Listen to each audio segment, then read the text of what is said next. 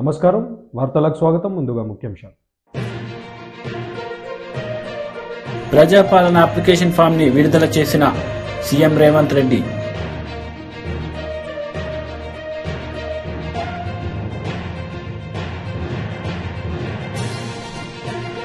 జనసేన అధినేత పవన్ కళ్యాణ్ సమక్షంలో ఇతర పార్టీ నాయకులు చేరిక.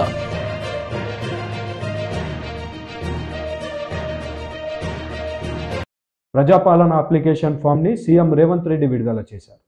ఈ సందర్భంగా ఆయన మాట్లాడారు. Once I get all this information, I will start. You need not to worry. I have a 100 days period. So this is only 30 days. Till January 7th is my first tenure. So I have 2 more quarters. CM sir. Sir. Rahul. Sir.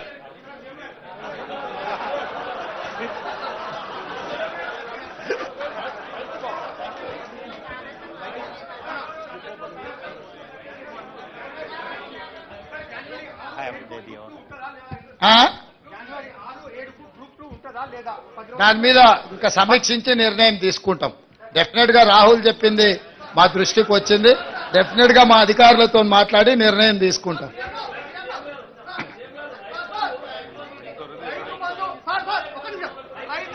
Rythu Bandhu 100 ఎకరాలకు ఇవ్వడం సాధ్యమవుతుందా కాదా? రైతు బంధు ఎన్ని ఎకరాల వరకు ఇస్తారు? వాస్తవానికి 100 ఎకరాలు ఉన్నప్పుడు రైతు బంధు అవసరమా? మీ సూచన ఏంది సార్? 100 ఎకరాలు ఉన్న వాళ్ళకి మినిమం లిమిటెడ్ పెట్టండి. చీఫ్ సెక్రటరీ గారు వారి పేరు వారు ఇచ్చిన సూచన రాసుకోండి, ఎగ్జామిన్ చేద్దాం. Sir hello CM sir. Pramod. CM గారు ఇంకొక ప్రశ్న. ప్రమోద్ గారు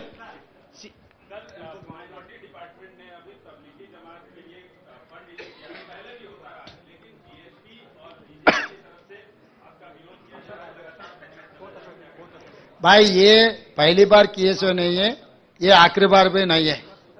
2004 से लगातार वो प्रोग्राम होते जा रहे. वो सिलसिले में अभी ये सरकार भी वही निर्णय लिए. कोई चिंता करने का जरूरी नहीं है. हम लोग पूरा इसका पर्यवेक्षण करने वाले हैं. CM Uma please. Uma NDTV.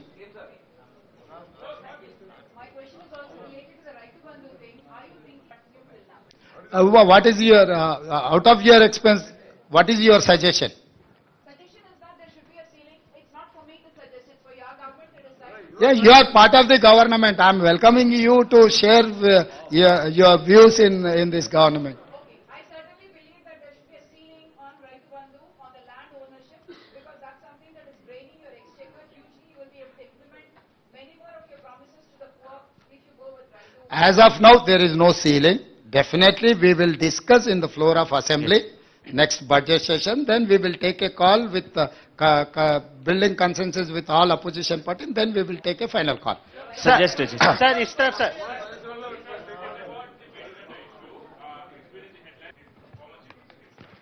तो ये यहाँ हर आदमी, चार्लेस ओबराज भी आप कुछ पूछे तो वो बोलेगा कि मैं कुछ नहीं किया, मैं ऐसे गुनाह कुछ भी नहीं किए, मुझे छोड़ दो, ऐसी कहता है. तो इसमें कौन गुनहगार है, कौन क्या किए, कौन कहां से लूटे, ये सब सारे इंक्वायरी इसीलिए डाल रहे कि जुडिशियल इंक्वायरी इसीलिए बना रहे कि कौन कौन जिम्मेदार है. इंक्वायरी में ये पूरा तय हो जाएंगे. एलएनटी का रोल क्या है, हरीश राव का रोल क्या है, केसीआर जी का रोल क्या है, और अलग दूसरे अधिकारी का भी क्या रोल है, वो बाद में पता लगेगा कि after once we have completed our inquiry. CM sir इस तरफ सर. CM sir. Yes, very soon. CM sir. Ashish. గత ప్రభుత్వంతో చాలా కామెంట్ చేశారు. గతంలో గవర్నర్ కూడా కొన్ని కామెంట్ చేసినప్పుడు మీరు కూడా మద్దతు తెలిపారు, ఒక ఆడపిల్లని అట్లా అనొద్దు అని. సో ఆ గవర్నమెంట్ తో గవర్నర్ కు ఉన్న గ్యాప్ ని ఆ గవర్నమెంట్ ఆమె చాలాసార్లు ప్రతిఘటించే ప్రయత్నం చేశారు. మీ గవర్నమెంట్ తో గవర్నర్ గారికి రిలేషన్ ఎట్లా ఉండబోతుంది? ఎట్లున్నది అనుకుంటున్నా ఈ 25 రోజులు సేమ్ అట్లనే కంటిన్యూ అయింది. सर आपकी गवर्नमेंट यहाँ पर कर्नाटक के कांग्रेस गवर्नमेंट से काफी ज्यादा इंस्पायर है. 5 गारंटी यहाँ पर जो तेलंगाना में आपकी सरकार है, कांग्रेस की सरकार जो कर्नाटक में है, हमने इलेक्शन कैंपेन के दौरान भी देखा कि काफी ज्यादा वहां से इंस्पिरेशन लिया. कर्नाटक सरकार ने एक फैसला लिया है, बेंगलोर में उनकी म्यूनिसिपैलिटी ने 60% वोट बोर्ड्स जो हैं साइनेजेस लोकल लैंग्वेज में होंगे. आपकी क्या राय है? तेलंगाना में हैदराबाद शहर में भी ये चीज होना चाहिए, प्लस उनका कहना है कि 70% लोकल को इंडस्ट्रीज में अपॉइंटमेंट मिलना चाहिए। इन दो इश्यूज पे आपका व्यू क्या है? और सेकंड मेरा क्वेश्चन सर, आपने और डिप्टी चीफ मिनिस्टर साहब ने प्राइम मिनिस्टर से मुलाकात की है, उसका एजेंडा क्या था, क्या बातचीत हुई? एजेंडा तो सीधा सीधा कल ही पत्रकारों को पूरा एक्सप्लेन किए हमारा डिप्टी चीफ मिनिस्टर। हमारा कोई हिडन एजेंडा नहीं है, हमारा लोगों के ऊपर कोई कुछ केस नहीं है, कुछ लूट मार किए सो वाले माफ करने के लिए झुकने का भी नहीं है। हम सीधा गए, हमारे दरखास्त दिए तेलंगाना जनता के तरफ से।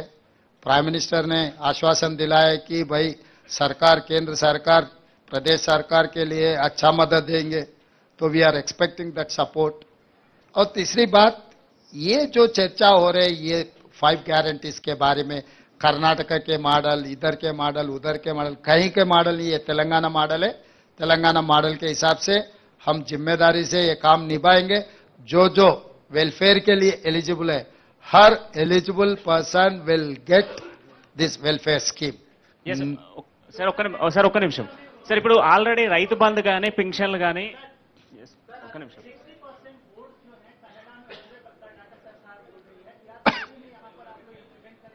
अरे भाई हमेशा यहाँ पर 90% तेलुगु में बोर्ड है. We need not to worry about Telugu, Urdu, English, क्योंकि हर दुकान में मैं जो देखते जाता हूँ तेलुगु में है. अगर कहीं भी कुछ ऐसा प्रॉब्लम है तो हम रेक्टिफाई कर देंगे, उसमें कोई चर्चा करने का कोई इतना जरूरी नहीं है. సార్ ఇప్పుడు రైతు బంధు కానీ పింఛన్లు కానీ ఆల్రెడీ ఉన్న లబ్ధిదారులు ఉన్నారు, వాళ్ళు మళ్ళీ రీఅప్లై చేసుకోవాలా? సార్ 1 సెకండ్ సీఎం గారు, పింఛన్ ఆల్రెడీ డాటాలు ఉన్నాయి నాయన, దాంట్లో ఎవరు కావాల్సిన్నా వాళ్ళు ఎవరు అప్లికేషన్ ఎవరికైతే కావాలనో వాళ్ళని అప్లికేషన్ పెట్టుకో అని చెప్పినాం. వాళ్ళు ఎవరు అవసరమైతే వాళ్ళు అప్లికేషన్ పెట్టుకుంటారు. దాంట్లో నీకెందుకు కన్ఫ్యూజన్ ఉందో నాకు అర్థం కాలేదు. CM sir, BRS leader Dasoju Shravan press meet నిర్వహించారు. ఈ సందర్భంగా పలు అంశాలపై ఆయన మాట్లాడారు. Why is that you could not explain to the people during elections? మీరు కానీ, రాహుల్ గాంధీ గారు కానీ, ప్రియాంక గాంధీ గారు కానీ, లేకపోతే ఇంకా మీ స్టార్ క్యాంపెయినర్లు కానీ ఎవరు కూడా ఎందుకు కేవలం వైట్ రేషన్ కార్డ్ హోల్డర్స్కే ఇస్తామని చెప్పని ఎందుకు చెప్పలే? ఇవాళ ప్రభుత్వంలోకి వచ్చిన తర్వాత కేవలం వైట్ రేషన్ కార్డ్ హోల్డర్స్కే ఇస్తామని చెప్పని మెలికబెట్టే ప్రయత్నం చేస్తా ఉన్నారు. ఒకవేళ వైట్ రేషన్ కార్డ్ హోల్డర్స్ అందరూ కూడా మీ యొక్క పథకాలకు లబ్ధిదారులే అయినట్టయితే, ఎలిజిబుల్ అయినట్టయితే, why is that you are seeking applications again from them? ఉన్న వైట్ రేషన్ కార్డ్ హోల్డర్స్ అందరికీ మీ 6 గ్యారంటీస్ ఏదైతే అనుకుంటా ఉన్నారో ఇందులో మీరు ఏమేమి పెట్టినారు? మహాలక్ష్మి పథకం అన్నారు, దాంట్లో 2 స్కీమ్లు, 2500 ఆర్థిక సహాయం మహిళలకు, 500 రూపాయల గ్యాస్ సిలిండరు, తర్వాత రైతు భరోసా పథకం, ఇందిరమ్మ ఇండ్లు, ఇట్లా ఇవన్నీ ఉన్నాయి. మరి వీటిని అమలు చేయడానికి వైట్ రేషన్ కార్డు ఆల్రెడీ ఉన్న వాళ్ళకైనా అమలు చేయొచ్చు కదా, ఎందుకు అప్లికేషన్ల పేరు మీద మీరు తిరకాసు పెడతా ఉన్నారు అని చెప్పని ముఖ్యమంత్రి గారిని నేను ప్రశ్నిస్తా ఉన్నాను.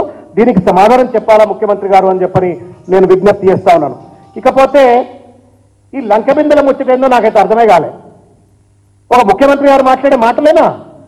ప్రభుత్వంలోకి అధికారంలోకి వచ్చింది, ప్రజల జీవితాలు బాగు చేస్తా, పేదల ప్రజల యొక్క జీవితాల్లో వెలుగులు నింపుతా, రాష్ట్రాన్ని అత్యంత ఉన్నతమైనటువంటి ఒక స్థాయికి అభివృద్ధి చేస్తా, పేద ప్రజలకు అండగుంటా అని చెప్పాల్సినటువంటి ఒక పెద్ద మనిషి లంకెబిందెలు ఉన్నాయని చెప్పని నేను అధికారంలోకి వస్తే ఖాళీ గిన్నెలు ఉన్నాయని చెప్పని మాట్లాడుతుండ్రు. దొబ్బితిందామని వచ్చినారు సార్ మీరు, అంతేమన్నా? లంకెబిందెలు ఉన్నాయి, దొబ్బితిందామని వచ్చిందా? ఇవాళ 6 లక్షల రూపాయలు అప్పున్నది అని చెప్పని మీరు మాట్లాడుతా ఉన్నారు. పదే అప్పున్నది అని చెప్పని మాట్లాడుతున్న పెద్ద మనిషి ఈ 6 లక్షల అప్పున్నటువంటి సంగతి ఇవాళ పథకాల అమలు చేసేటువంటి ఒక సమయంలో 6 లక్షల రూపాయల అప్పు గురించి మాట్లాడుతూ ఉన్నారు. కానీ ఈ 6 లక్షల రూపాయల అప్పు ఉందనేటువంటి ఒక సంగతి మీరు ఎన్నికల్లో కూడా చెప్పిండ్రు కదా. పలుమార్లు ప్రతి ఒక్క ఎన్నికల సమావేశంలో, ప్రచార సభల్లో మీరు 6 లక్షల రూపాయల అప్పుంది అని చెప్పిండ్రు. చెప్పేటప్పుడు అప్పుందని చెప్పినప్పుడు ఈ పథకాల అమల్లో ఉన్నటువంటి ఒక కష్ట నష్టాలు, లోటుపాట్ల గురించి ఎందుకు మాట్లాడలే? అప్పుడేమో చెట్ల మీద ఇస్తాను కుట్టినట్టు వాగ్దానం చేసిండ్రు. మాజీ MP BRS leader Vinod Kumar media సమావేశం నిర్వహించారు. ఈ సందర్భంగా పలు అంశాలపై ఆయన మాట్లాడారు. నేను వ్యక్తిగతంగా కరీంనగర్ పార్లమెంట్ సభ్యుడిగా ఎలకతుర్తి, హుస్నాబాదు, సిద్దిపేట, రామాయణపేట, మెదక్ వరకు ఒక జాతీయ రహదారి కావాలని కొట్లాడినాము. అది అంత గొప్ప రహదారి, వాహనాలు ఉండవు, అయినా కూడా ఒక వెనుకబడ్డ ప్రాంతం కనెక్ట్ కావాలని చెప్పి కోరడం జరిగింది. కరీంనగర్, సిరిసిల్ల, కామారెడ్డి, పిట్లం వరకు ఒక జాతీయ రహదారి కావాలని కోరడం జరిగింది. అదేవిధంగా కరీంనగర్ నుండి, జమ్మికుంట నుండి, మరి పెళ్లి వరకు సీరోంచ వరకు కావాలని కోరడం జరిగింది. తర్వాత ఈ విధంగా చాలా కోరడం జరిగింది. అవన్నీ కూడా మరి నిన్న గౌరవ ఉప ముఖ్యమంత్రి గారు కేంద్ర ప్రభుత్వానికి ఇచ్చినటువంటి లేఖలన్నీ కూడా మేము రాసినటువంటి లేఖల సారాంశమే. అవన్నీ కూడా అదే అధికారులు ఉంటారు కదా, అదే చీఫ్ ఇంజనీర్లు ఉంటారు, అదే సెక్రటరీలు ఉంటారు. నేను చూసిన పేపర్లో అవన్నీ కూడా ఇదివరకు 10ల సంఖ్యలో లేఖలు రాస్తాం. మా పార్లమెంట్ సభ్యులు మేమందరం కూడా 377 రేజ్ చేద్దాము, 0 అవర్లో రేజ్ చేద్దాము. ముఖ్యంగా మరి రాజీవ్ రహదారిని జాతీయ రహదారిగా మార్చాలని చెప్పి డిమాండ్ చేస్తే నితిన్ గడ్కరీ గారే హామీ ఇవ్వడం జరిగింది, మార్చుతా అని చెప్పి. రాజీవ్ రహదారి ఏది ఇప్పుడు హైదరాబాద్ నుండి రామగుండం వరకు ఉన్నటువంటి రాజీవ్ రహదారిని జాతీయ రహదారిగా కావాలని చెప్పి పార్లమెంట్లో మాట్లాడితే నితిన్ గడ్కరీ గారే మాకు హామీ ఇవ్వడం జరిగింది. తర్వాత అతి ముఖ్యమైనది ఎవరు ఆలోచించలేదు, సారాపాక అంటే భద్రాచలం పక్కకున్న సారాపాక నుండి మనుగూరు, ఏటూరు నాగారం, తుపాకులగూడెం నుండి గోదావరి నది ఎంబడి వెళ్లి కాళేశ్వరం దగ్గర గోదావరి దాటి ప్రాణహిత ఎంబడి వెళ్లి కౌటాల అంటే ఆదిలాబాద్లో నెత్తి మీద ఉంటుంది మహారాష్ట్రకు బార్డర్, అక్కడి కూడా అడవి ప్రాంతంలో ఒక జాతీయ రహదారి కావాలని చెప్పి డిమాండ్ చేస్తాం. జాతీయ రహదారులు మేము డిమాండ్ చేసినట్టు ఎవరు చేయలేదు. పార్లమెంట్లో చాలా సందర్భాల్లో మేము మాట్లాడడం జరిగింది, లేఖలు ఇచ్చి కూర్చోలేదు, మేము మాట్లాడడం జరిగింది. అన్నిటికంటే ముఖ్యంగా ఈరోజు భట్టి గారు చాలా విషయాలు కూడా ప్రస్తావించలేదు ప్రధానమంత్రి గారి దగ్గర. అవి నేను చెప్పదలుచుకున్నాను, ఇంకేమేమి చెప్పాలో. మీరు నిన్న ఇండియన్ ఇన్స్టిట్యూట్ ఆఫ్ మేనేజ్మెంట్ గురించి వెళ్ళి మాట్లాడడం జరిగింది. అసలు రాష్ట్ర విభజన చట్టం కాంగ్రెస్ పార్టీ తీసుకొచ్చింది 2014లో. ఆంధ్రప్రదేశ్ రాచకొండ కమిషనరేట్లో రాచకొండ కమిషనరేట్ వార్షిక నేర నివేదిక విడుదల చేశారు పోలీస్ అధికారులు. ఈ సందర్భంగా వారు మీడియాతో మాట్లాడారు. Percent reduction, which is 59% less than last year. About total deaths in the road accidents. Last year, 2022, it is 754. This year is 633, which is we have could reduce this by 121, it is 16.4% total deaths.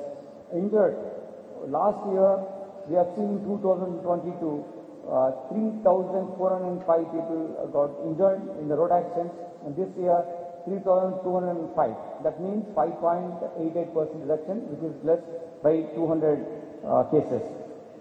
Coming to crime against women, in that crime against women, we got in 2023, 3,330 cases are there. In 2022, we got 3,122. This means there is a reduction of 6.25%, which is 208 cases less than last year as per the crime against women.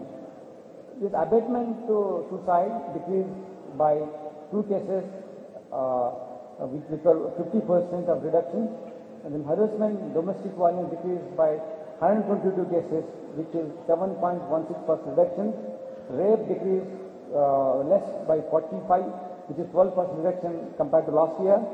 POCSO cases decreased by 125 cases have come down, which is 28.28% reduction.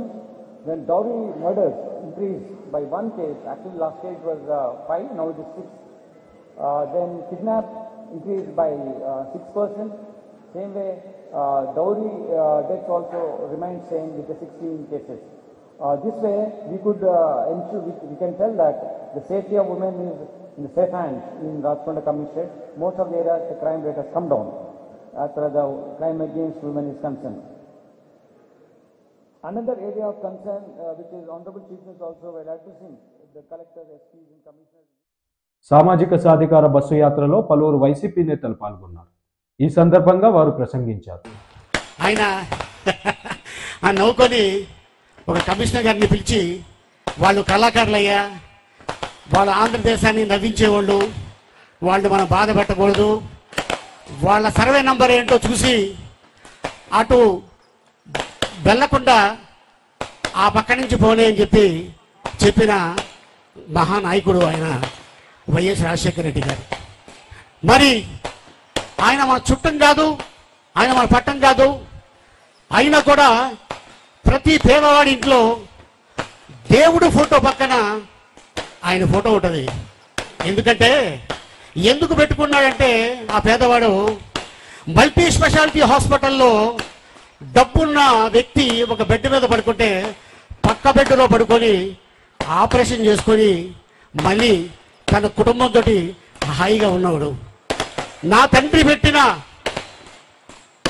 ఆ స్కీమ్ని నేను ఎందుకు continue చేయకూడదని చెప్పి జగన్మోహన్ రెడ్డి గారు ఈ రోజున ఆరోగ్యశ్రీ ఆ కార్డు ఇంకా కంటిన్యూ చేస్తూ దాదాపు 25 లక్షలు ఇవ్వడం జరిగింది. ఇందాక వచ్చే దారిలో వైఎస్ఆర్ గృహాలు చూసా. ఎస్, ఎందుకంటే ప్రతి పేదవాడికి అవసరం ఇల్లు, ఒక చిన్న గూడు. ఆ ఇల్లుంటే చాలు, మనం గెంజి తింటున్నావా, బిర్యానీ తింటున్నావా, పక్కోడికి అవసరం లేదు. నేను కూడా ఒక సాధారణమైన కుటుంబం నుంచి వచ్చినండి. నా తండ్రి టైలరు. ఆ టైలరు పిల్లలు ఎక్కువ మంది ఉండటం వల్ల అద్దీంట్లో ఉంటే ఎక్కువ రెంట్ కట్టాల్సి వస్తుందని చెప్పి ఒక 2-3 మిషన్లు అమ్ముకొని ఒక స్థలం కొనుక్కొని ఒక చిన్న ఇల్లు కట్టుకున్నారు. మీ అందరు తెలుసు, పూర గుడిసె అంటే సంవత్సరానికి ఒకసారి ఆ పైన ఉన్న పాక మార్చాలి, లేకపోతే చిన్న మంట పడ్డ కూడా ఆ ఇల్లు తగలబడిపోతుంది. ఆ సమయంలో నేను, మా అమ్మ, మా అక్క, మా చెల్లెళ్ళు ఆ ఇల్లు తయారు చేస్తున్నప్పుడు సగం వేసి టైం అయిపోయిందని చెప్పి వాళ్ళు దిగి వెళ్ళిపోయారు. ఆ రోజు రాత్రి చాలా భయంకరమైన వాన వచ్చింది. ఇల్లంతా తడిసిపోయింది, బట్టలన్నీ తడిసిపోయినాయి, మంచాలు తడిసిపోయినాయి, దుప్పట్లు తడిసిపోయినాయి. అదే చదిలో అలాగే పడుకొని అక్కడే ఉన్నాం. అట్లాంటిది నా పేదవాడికి ఒక గూడు ఉండాలని ఒక ఆలోచన వైఎస్ జగన్మోహన్ రెడ్డి గారికి రావటం అనేది ఆలోచన చాలా అద్భుతమైన.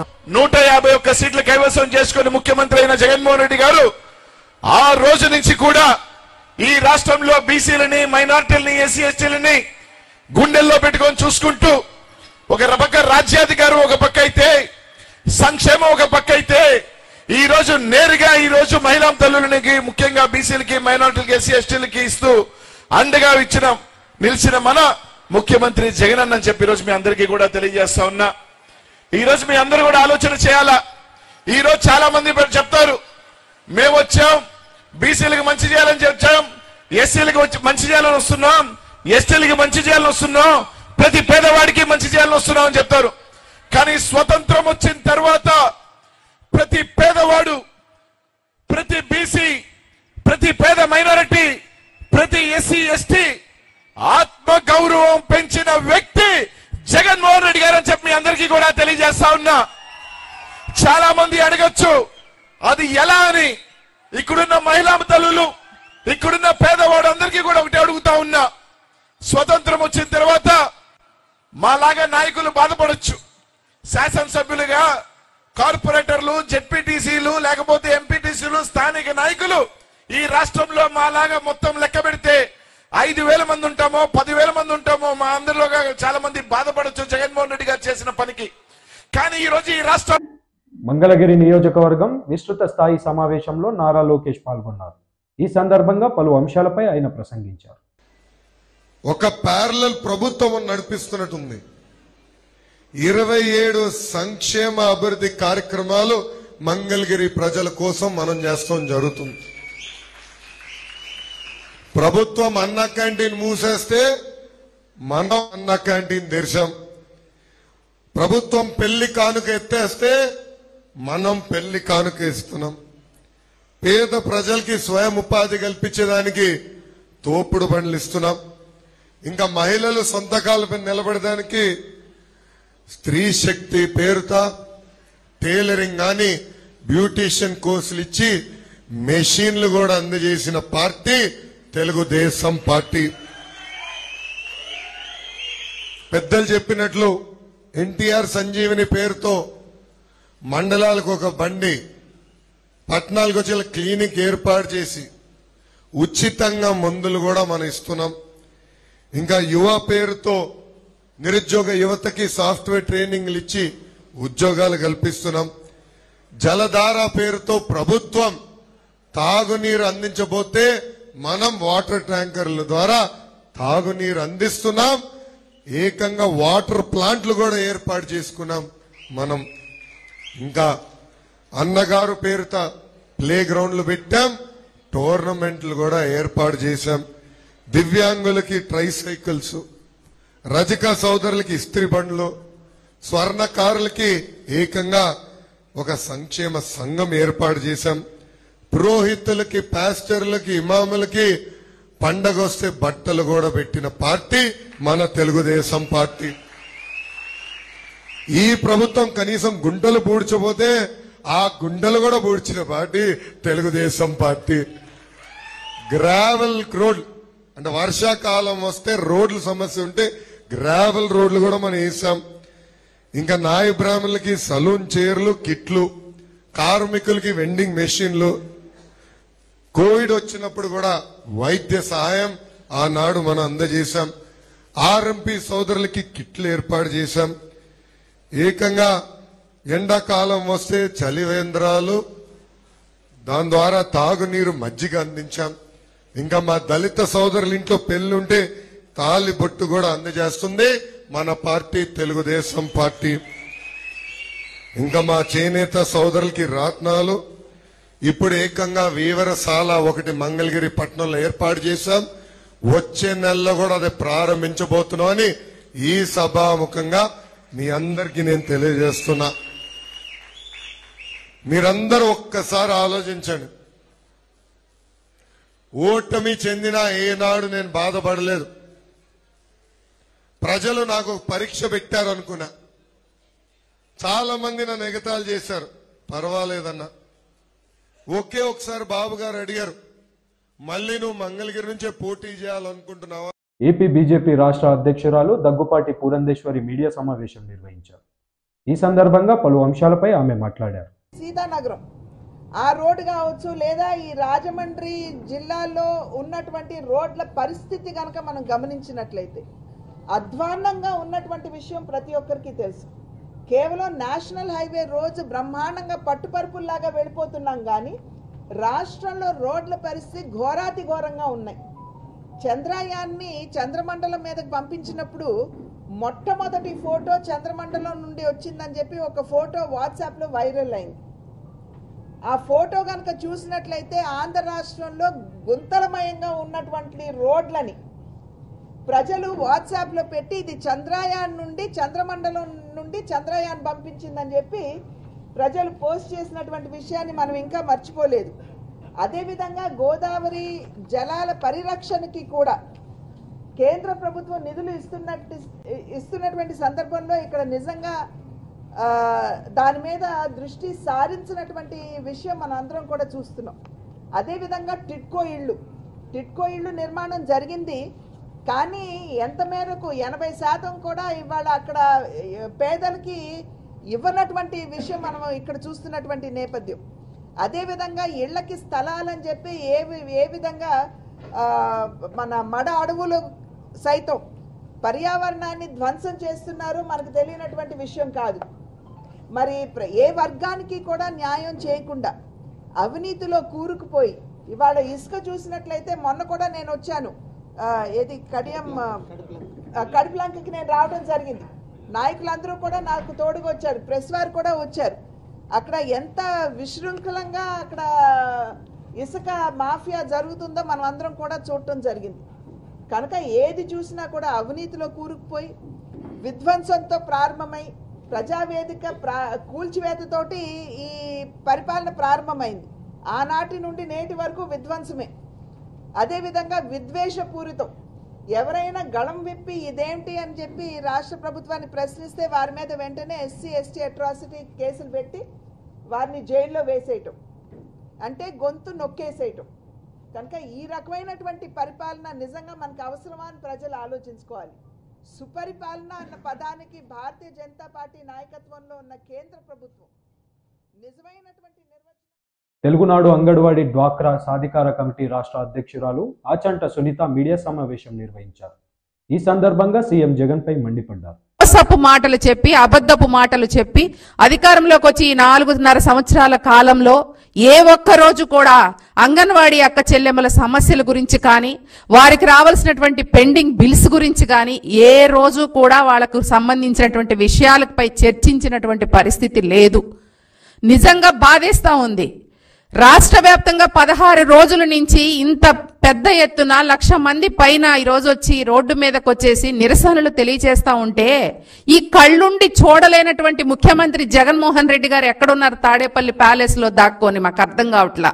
అంతమంది మాట్లాడితే నా అక్క చెల్లెమ్మలు, నా ఎస్సీ, నా బీసీ, నా మైనారిటీలు అని చెప్పేసి అక్క చెల్లెమ్మలు అని చెప్పేసి దగ్గరకు తీసుకొని తల మీద చేతులేసి నేను పెద్ద ఎత్తున అక్క చెల్లెమ్మలకి న్యాయం చేస్తానని చెప్పి నిరంతరం అబద్ధాలు చెప్తూ ప్రతి సభలో గుండెలు బాదుకుంటూ మాట్లాడుతూ ఉంటారు ఈ ముఖ్యమంత్రి గారు.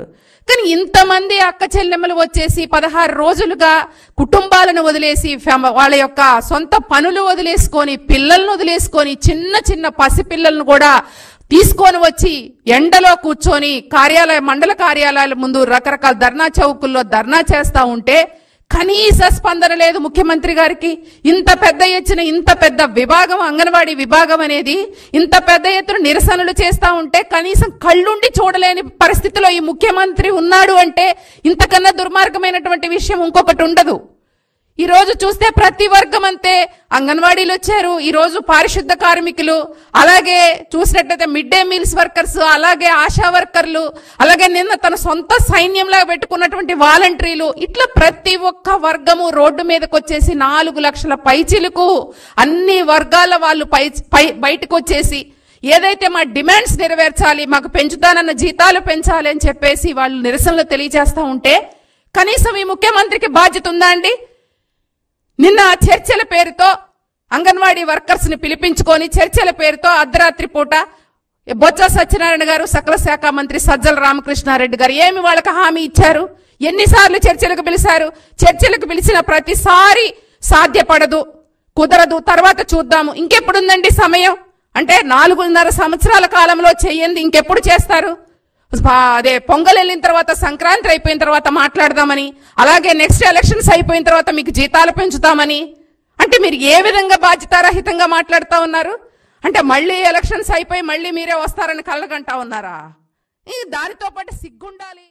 జనసేన అధినేత పవన్ కళ్యాణ్ సమక్షంలో ఇతర పార్టీ నాయకులు జనసేనలో చేరారు. ఈ సందర్భంగా పవన్ కళ్యాణ్ మాట్లాడారు. చనిపోయిన వంశీకృష్ణ యాదవ్ గారు ఈరోజు పరిచయం కాదు. 2009 నేను యువరాజ్యం అధ్యక్షులుగా ఉన్నప్పుడు ఆ రోజు నుంచి ఉత్తరాంధ్రలో చాలా బలమైన యంగ్ లీడర్, డైనమిక్ లీడర్. ఆ రోజు నాకు ఆయన ప్రత్యక్షంగా ఆయన చూశాను ఆ రోజున. సో యువరాజ్యంలో ఆయనకి ఆ రోజున ఆయన ఆహ్వానించడం జరిగింది. కోఇన్సిడెంటల్గా మళ్ళీ 2009 తర్వాత మళ్ళీ 2023లో ఎమ్మెల్సీ అభ్యర్థిగా ఉండి కూడా మనస్ఫూర్తిగా ఈ రోజున జనసేన పార్టీలోకి వారు వచ్చినందుకు మనస్ఫూర్తిగా శ్రీ చిన్నబోయిన వంశీకృష్ణ యాదవ్ గారిని మనస్ఫూర్తిగా ఆహ్వానిస్తున్నాను. వారితో పాటు పార్టీలోకి వచ్చిన మీ నలుగురికి కూడా ప్రత్యేకించి నా హృదయపూర్వక ఆహ్వానం పలుకుతూ ఉన్నాను. మీ రాక, వంశీకృష్ణ గారి రాక ఉత్తరాంధ్రకి నేను 2009 నుంచి వీరిని చూస్తూ ఉన్నాను.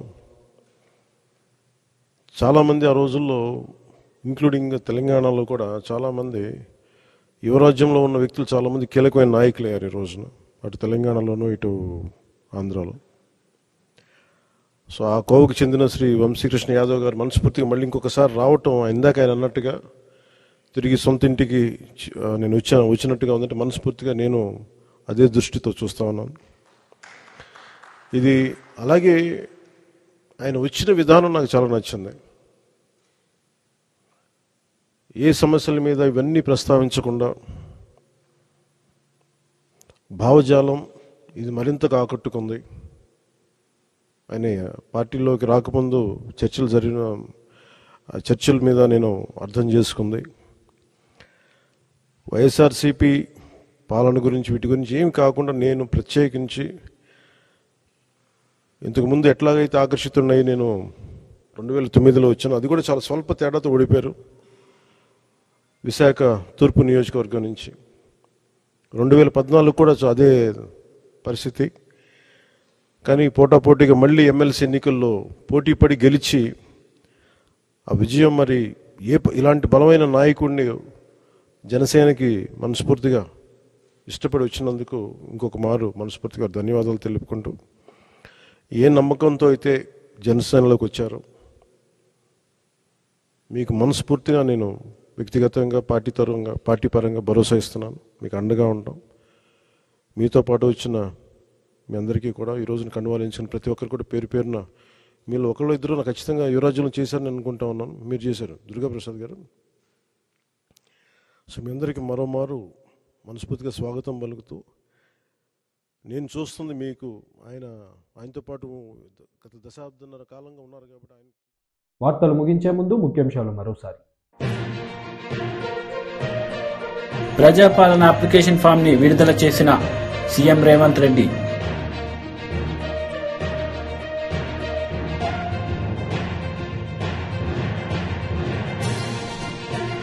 జనసేన అధినేత పవన్ కళ్యాణ్ సమక్షంలో ఇతర పార్టీ నాయకులు చేరిక.